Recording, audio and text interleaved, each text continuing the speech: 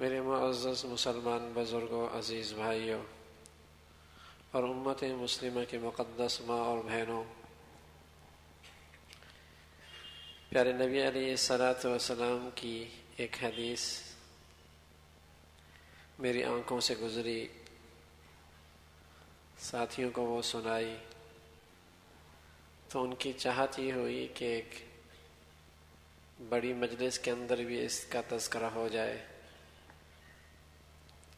اس سے پہلے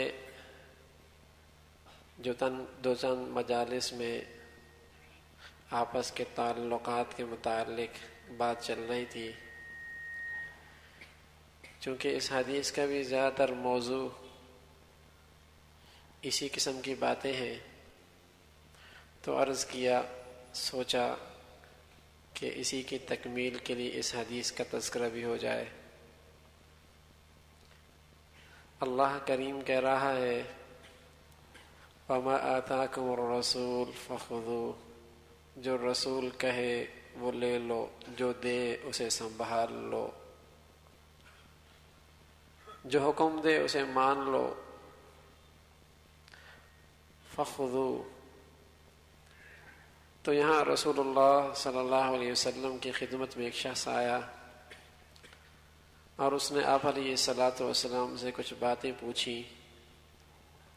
باتیں کیا پوچھی؟ ایک انسان اگر اپنی زندگی سنوارنا چاہے تو سب کچھ ہی حضور علیہ الصلاۃ والسلام کے جوابات میں موجود ہے،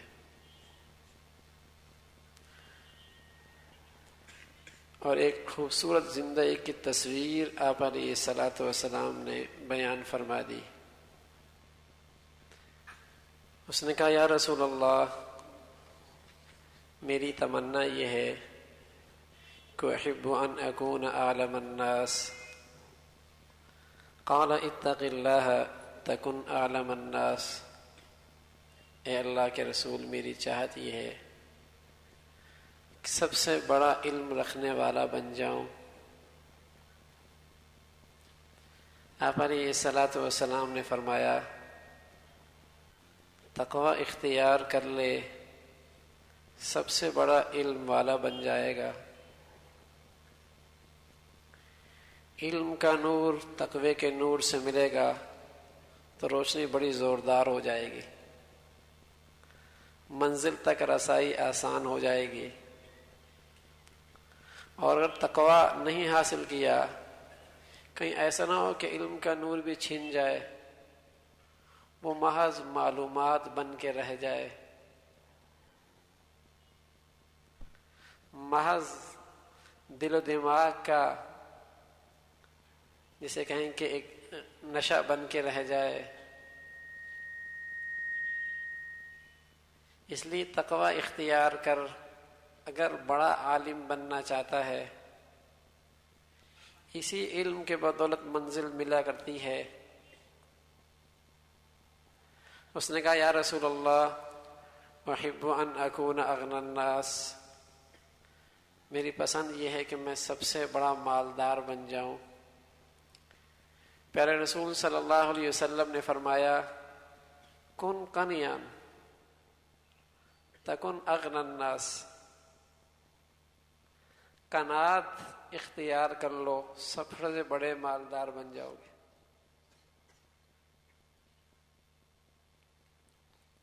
الغنی غنی النفس، دل کا غنی اصل غنی ہوا کرتا ہے۔ ارد گرد دولت کے ڈھیر لگے ہیں، دل کے اندر حرص نے ڈیرے ڈال رکھے ہیں، اس سے بڑا فقیر کوئی نہیں، اس سے بڑا مال کا محتاج کوئی نہیں۔ نہ یہ حرص نہ اسے رات کو چین لینے دیتی ہے، نہ دن کو سکون لینے دیتی ہے، نہ اسے اولاد کی فکر ہے، نہ اسے گھر کی فکر ہے، نہ اسے ایمان کی فکر ہے، نہ اسے آخرت کی فکر ہے۔ تو غنی تو وہ ہے جس کا سینہ اللہ غنا سے بھر دے، اور یہ چیز آیا کرتی ہے جب اللہ اسے قناعت کی دولت نصیب فرما دے، پیارے نبی علیہ الصلوۃ والسلام نے بہت پیارا نسخہ دیا ہے کہ اللہ کی نعمتوں کو سوچا کرو اور جن کے پاس نہیں ہے انہیں دیکھا کرو تاکہ قناعت کی دولت تمہیں بھی مل جائے. مت نظریں اٹھاؤ دنیا میں اپنے سے اوپر والے کی طرف، ورنہ یہ حرص کی آگ جلے گی، ساری زندگی کا سکون جلا دے گی. تم اس کے ظاہر کو دیکھ رہے ہو، دولت کو، نہیں پتہ اندر کی آگ اسے کیسے جلا رہی ہے. اس لیے اگر اللہ نے نعمتیں دے رکھی ہیں تو ان پر نظریں ڈالو. جن کے پاس یہ بھی نہیں ہے تو بڑے مالدار بن جاؤ گے، دل کے غنی بن جاؤ گے. الغنا غنى النفس. ہاں، اب تو مرد ہے یا عورت، جوان ہے یا بوڑھا، اس نے اپنی نگاہیں اپنے اوپر صرف ایسے لگائی ہوئی ہیں کہ اس کی زندگی کے اندر سکون ہی اٹھ گیا ہے. ایک بڑی نسل تو احساس کمتری کا ہی شکار ہو چکی ہے. اسی چیز نے انہیں نفسیاتی مریض بنا کے رکھ دیا ہے. کسی محفل میں جائیں بے چین ہو کے لوٹتے ہیں، کہیں کسی سے ملیں بے سکون ہو کے لوٹتے ہیں، کسی گاڑی سواری دیکھ لیں اندر کی بے چینی اور بڑھ جاتی ہے، کسی کاروباری ملنے والے سے مل لیں تو اور ناشکری زبانوں پہ آنا شروع ہو جاتی. عجیب مرض لگ چکا ہے امت کو. فقیر ہے،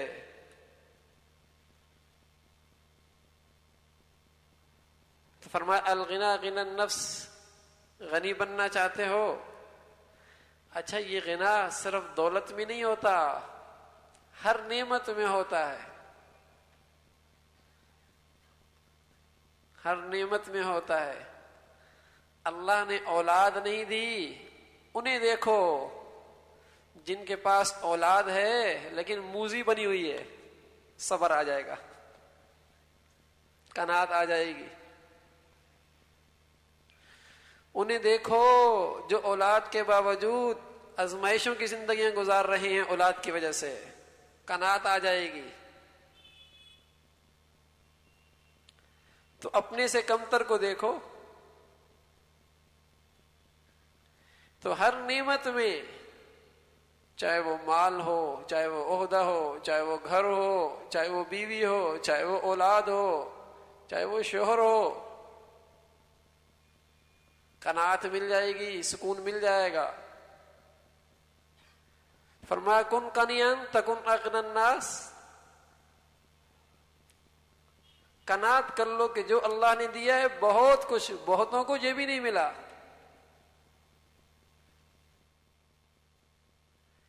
کتنے ہیں جن کے پاس سواری نہیں ہے، اور میرے عزیزوں کتنے ہیں جن کے پاس پاؤں ہی نہیں ہے.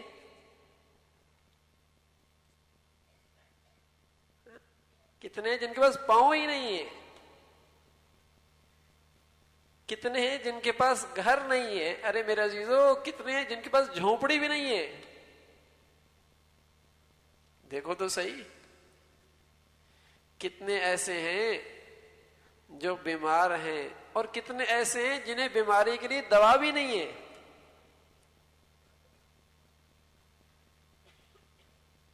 لیکن حرص نے نگاہوں پہ ایسے پردے ڈال رکھے ہیں کہ کچھ نظر نہیں آتا.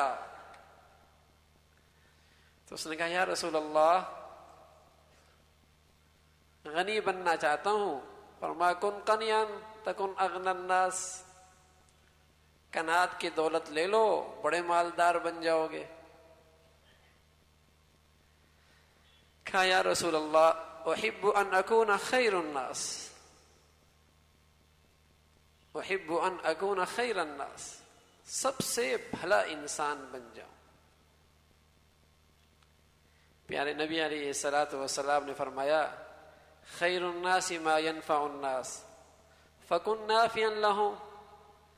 ارے انسانوں میں بھلا وہ ہوا کرتا ہے جو انسانوں کے لیے بھلائی کرتا ہے. تم انسانوں کے لیے بھلا کرنے والے بن جاؤ. بھلا تو وہ جو بھلائی کرتا ہے لوگوں کے لیے، کہ میری ذات سے لوگوں کا بھلا ہو جائے، میں لوگوں کو خوشی پہنچانے والا ہوں۔ سبحان اللہ۔ پیارے رسول صلی اللہ علیہ وسلم نے فرمایا احب الاعمال الی اللہ السرور یدخلہ علی المسلم او کما قال علیہ الصلاۃ والسلام۔ فرمایا بہترین عمل یہ ہے کہ اپنے مسلمان بھائی کے دل میں خوشی پیدا کر دو۔ اسے تو آج ہم نیکی سمجھتے ہی نہیں ہیں، اور حضور علیہ الصلاۃ والسلام نے خوشی کرنے کے لیے اس قدر اہتمام فرمایا، ایسی دل جوئی فرمائی کہ آدمی حیران ہو جاتا ہے۔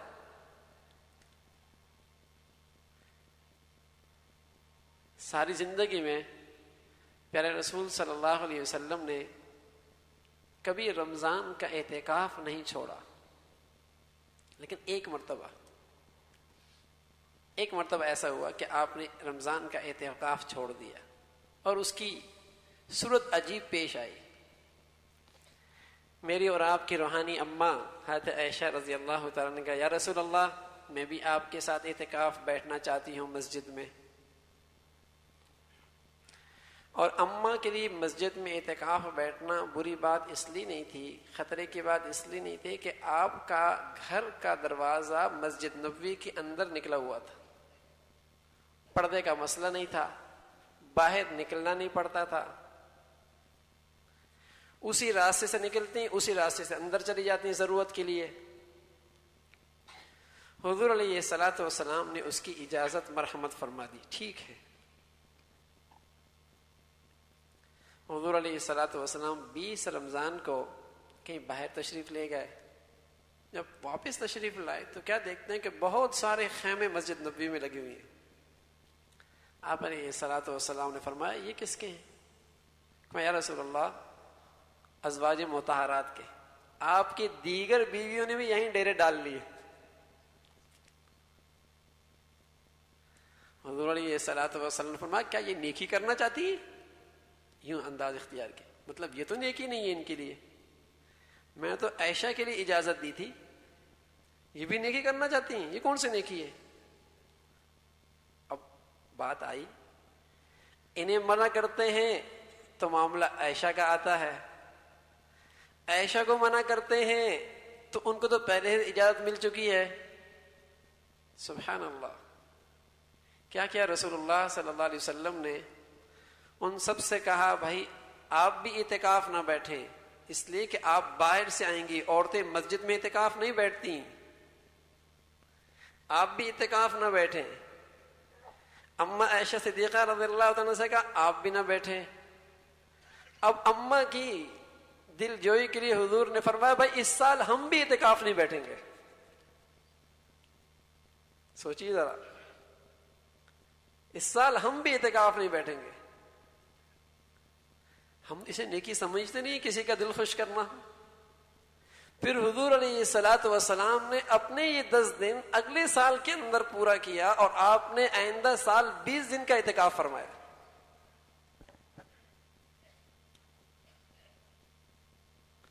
تو میرے عزیزو، کسی کا دل خوش کر دینا یہ بھی نیکی ہے، اور بہت بڑی نیکی ہے۔ اس کو بھی اپنی زندگی میں لائیں، بلکہ بس اوقات اس نیکی خاطر بہت سارے مستحبات کی قربانی دی جائے، بہت سارے جائز کاموں کی قربانی دی جائے کہ میرے مسلمان بھائی کا دل خوش ہو جائے۔ ہاں اتنی بار ضرور رکھی جائے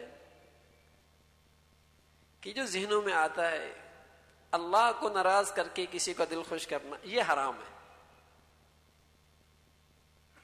بھئی اس کا دل خوش ہو جائے، میاں اس کا دل تو خوش ہو جائے لیکن اللہ اور اللہ کا رسول تو ناراض نہ ہو۔ تو ایسا بھلا، ایسی خوشی، ایسی رعایت جس میں اللہ اور اللہ کے رسول ناراض ہو، اس کی بھی اجازت نہیں ہے۔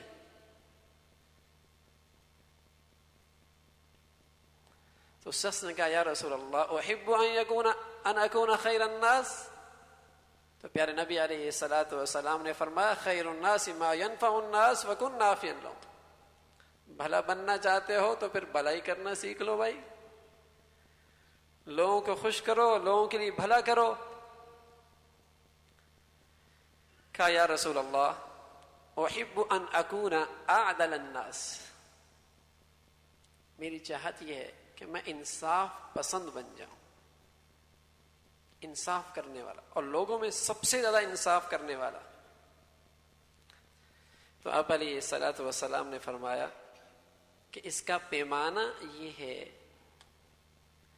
کہ اپنے ہر عمل کو اس پیمانے پہ رکھ کے پرکھو کہ احب للناس ما تحب لنفسک، کہ تم لوگوں کے لیے وہی کچھ پسند کرنے والے بنو جو اپنی ذات کے لیے پسند کرتے ہو۔ جب کسی سے کچھ کہہ رہے ہو تو ایک لمحے کے لیے سوچو کہ اگر فلاں یہ شخص یہ مجھ سے یوں ہی کہے تو، بلکہ میں تو ساس سے کہا کرتا ہوں کہ ذرا جب بہو سے کچھ کہے تو ذرا سوچے کہ میری بیٹی کوئی ساس یوں کہے تو بات صاف ہو جائے گی۔ یا کل جب میں بہو بن کے آئی تھی میرے ساتھ یہ رویہ ہوتا تو، اور بہو ایک لمحے کے لیے سوچ لے کہ میں جو آج رویہ اختیار کر رہی ہوں اگر میرے ساتھ یہ رویہ اختیار کیا جائے، بیٹا باپ کے ساتھ جو رویہ اختیار کر رہا ہے ذرا سوچے اس کا بیٹا اس کے ساتھ یہ رویہ اختیار کرے، ماں کے ساتھ جو بیٹی آج کر رہی ہے ایک لمحے کے لیے سوچ لے، دوست سوچ لے، مالک ماتحت کے معاملے میں جو کچھ کر رہا ہے ذرا سوچ لے کہ اگر میں کسی کے ماتحت ہوتا اور یوں میری عزت نفس مجروح ہوتی تو میرے دل کے اندر کیا گزرتی؟ بھائی ڈرائیور ہے، چوکیدار ہے، ملازم ہے تو انسان، اس کی بھی عزت نفس ہے نا۔ اور یاد رکھیں جب کسی کی عزت نفس مجروح ہوتی ہے تو اس کے اندر دشمنی کا بیج اگنے لگتا ہے، اس کے اندر نفرت آ جاتی ہے۔ تو عزت نفس تو سب کا ہے،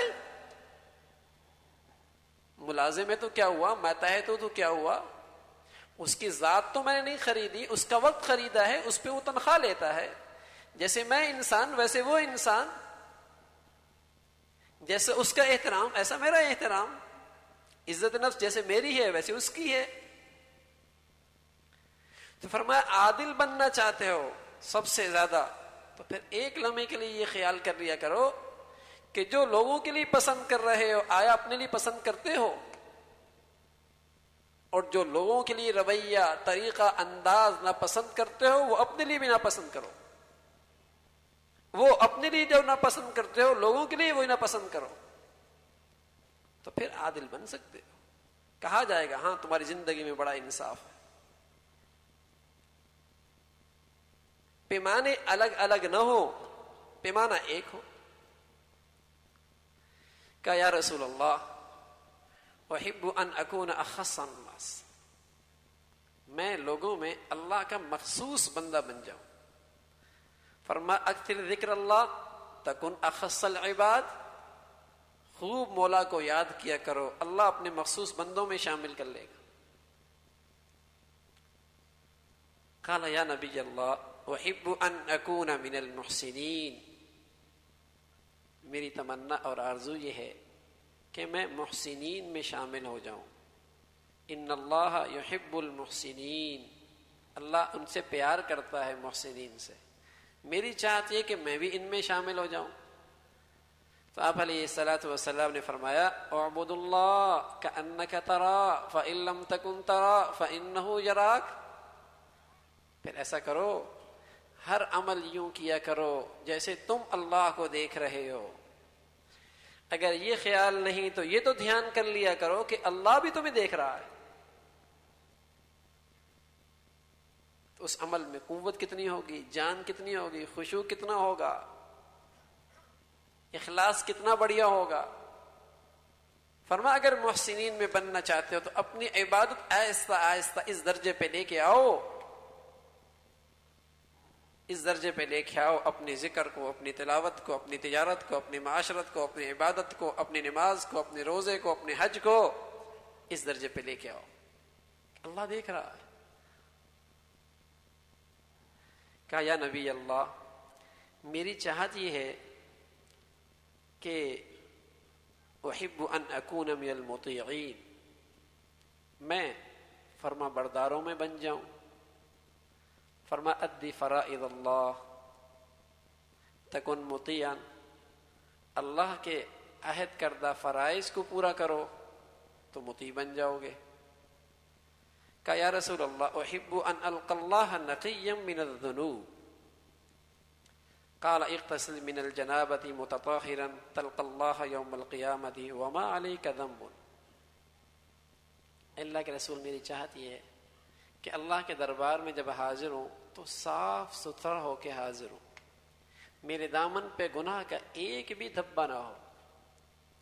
تو آپ علیہ الصلوۃ والسلام نے فرمایا جب تم پہ غسل فرض ہو جائے تو غسل کرنے میں تاخیر نہ کرو، جلدی کر لو اور اہتمام سے کرو، فوراً طہارت حاصل کرو. تمہاری اپنے اللہ سے ملاقات یوں ہوگی کہ تمہارا دامن گناہوں سے پاک ہوگا. تاخیر نہ کرو.